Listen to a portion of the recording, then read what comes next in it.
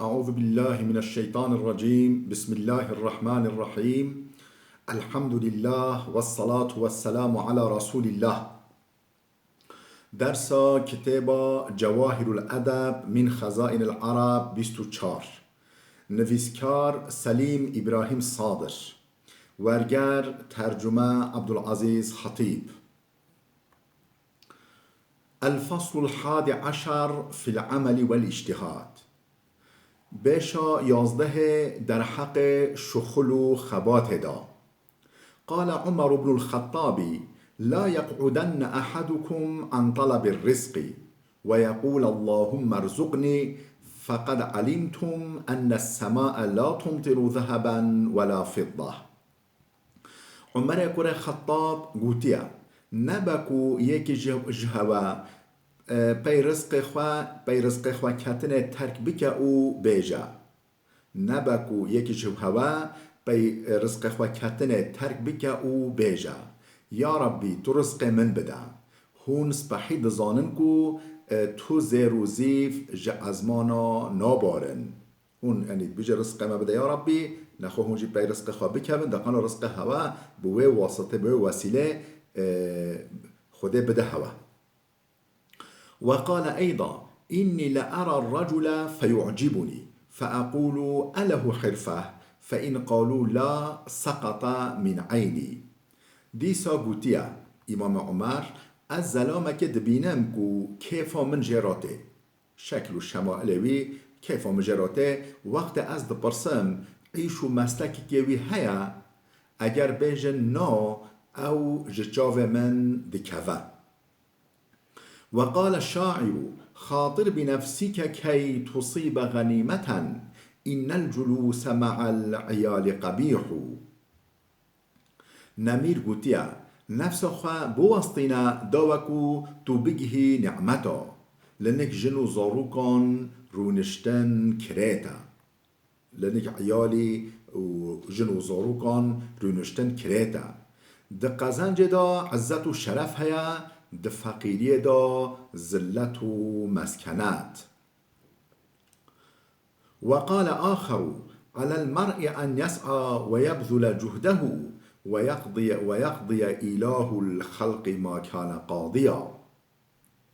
یکی دنگوتیا لازم مروف بخبت او تشتا جدست و به جدست و ته بکه. لازم مروف بخبت جدست تشتا جدست و به بکه. خالق عالم رب العالمين چه تقدیر گیره با یه ببا. وقال كشاجم: وعلي أن أسعى وليس علي إدراك النجاح. كشاجم جيبوتيا وظيفة من أوكو از بخبتم گشتنا سرکفتنه نعایده منه. یعنی وظیفه من أو خباته نکو گهشتنا سرکفتنه. گهشتن و نگهشتنا سرکفتنه دست خود دایم. وقال آخر: على المرء أن يسعى لما فيه نفعه وليس عليه أن يساعده الدهر. شاعرك دل جبوتيا مروف گرک بشخلا جبو فیدا خواه لنصیب و قسمت نل دست ویدایا. لازم مروف بشخلا جبو فیدا خواه لنصیب و قسمت نل دست مروفی دایا. وفي الأمثال: كلب طائف خير من أسد رابض. پیشیا گوتنا یعنی کلام پیشیان پیون پیشیان گوتنا رووی خباتکر چتر جشر تنبل. رووی خباتکر چتر جشر تنبل. وكان أيوب السختياني يقول: يا فتيان احترفوا فإني لا آمن عليكم أن تحتاجوا إلى القوم. أيوب السختياني جلاوارا هولي دقود لاوكنا بشخلن ببن خدان مسلك شخارا مسلكا بگرن از دترسيم كو هون حوجي خلقه ببي. هون صبا هون ایرو نشخلی صبا دست هوای من والا هون حوجه خلقه ببي. وجاء في الحديث: باكروا في طلب الرزق والحوائج فإن الغدو بركة ونجاح. ده حدیثا پیروز دا حدیثا پیغمبر خدا دا هاتیه هولی هاتیه جبو رزق و محتاجین خواه صبح زو در کبن صبح زو جبو رزق و محتاجین خواه در کبن چمکی دزودی دا برکت و سرکفتن هیا. وفي بعض الكتب ابن آدم امدد يدك إلى باب من العمل افتح لك بابا من الرزق. ده كتابك یه دینی دا خوده هولی گوتیا ای کرن آدم دست خواه بکش بال در یه شخل و دا از جی جترا در یه رزق وکم تا دست خواه باوجد در یه شخل دا قانا اجی جبوتا در یه رزق وکم. وقال أكثم ابن صيفي من ضيع زاده تكل على زاد غيره.